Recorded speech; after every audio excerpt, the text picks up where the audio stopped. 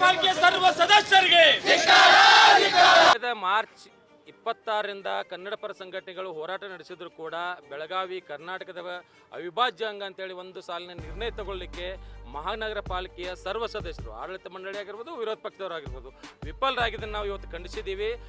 ಪದೇ ಪದೇ 3 ಸಭೆಗಳನ್ನು ಅವರು ಮುಂದೂಡಿದ್ದಾರೆ. ಇದು 3ನೇ ಸಭೆ ಅನಿಸುತ್ತದೆ. ಈ 3ನೇ ಸಭೆಯನ್ನು ಮುಂದೂಡಿದರೆ ಆಡಳಿತಾತ್ಮಕ ಬಿಕ್ಕಟ್ಟು ಬಂದು ನಮ್ಮ ಮಹಾನಗರ ಪಾಲಿಕೆ ಏನಾದರೂ ಸೂಪರ್ ಸೀಡ್ ಆಗಬಹುದು ಅನ್ನೋ ಒಂದು ಭಯ ಅವರಲ್ಲಿ ಹುಟ್ಟಿ ಕಾಟಾಚಾರಕ್ಕೆ ಈ ಸಭೆ ಮಾಡಕತ್ತಾರೆ. ಈ ಸಭೆಯನ್ನು ನಾವು ಖಂಡಿಸ್ತೀವಿ. ನೀವು ಸಭೆ ಮಾಡೋದಾಯ್ತು ಅಂತಂದ್ರೆ ಮೊದಲು ಗೊತ್ತುವಳಿ ಅಂಗೀಕರಿಸ್ರಿ, ಆಮೇಲೆ ಸಭೆ ಮಾಡಿರಿ.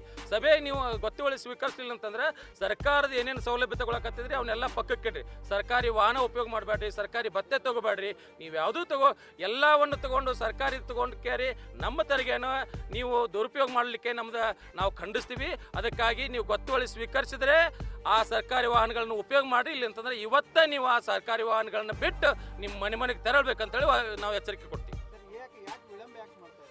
ಯಾಕೆ ವಿಳಂಬ ಮಾಡ್ತಾರೆ ಅವ್ರನ್ನ ಕೇಳಬೇಕು. ಯಾಕಂತಂದ್ರೆ ಇಷ್ಟು 22 ಸಂಘಟನೆಗಳು ಕೂಡಿ ಎಷ್ಟೋ ನಾವು ಪ್ರತಿಭಟನೆ ಮಾಡಿದ್ರು ಕೂಡ ವಾಟಾಳ್ ನಾಗರಾಜ್ ಅವರು ಬಂದರು. ನಾವು ಬೇರೆ ಬೇರೆ ಸಂಘಟನೆಗಳಿಂದ ಪ್ರತಿಭಟನೆ ಮಾಡಿದ್ರು ಕೂಡ ಅವ್ರು ಮಾಡ್ತಾ ಇಲ್ಲ ಅಂತಂದ್ರೆ ಅವರು ಹಿಂದೆ ಯಾರ ಕೈವಾಡ ಇದೋ ಅಥವಾ ರಾಜಕೀಯ ಒಂದು ದುರುದ್ದೇಶದಿಂದ ಮಾಡಕತ್ತಾರೋ ಅಥವಾ ಕನ್ನಡ ವಿರೋಧಿತನ ಪ್ರದರ್ಶನ ಮಾಡಕತ್ತಾರ ನಮ್ಗೆ ಗೊತ್ತಾಗ್ತಾ ಇಲ್ಲ.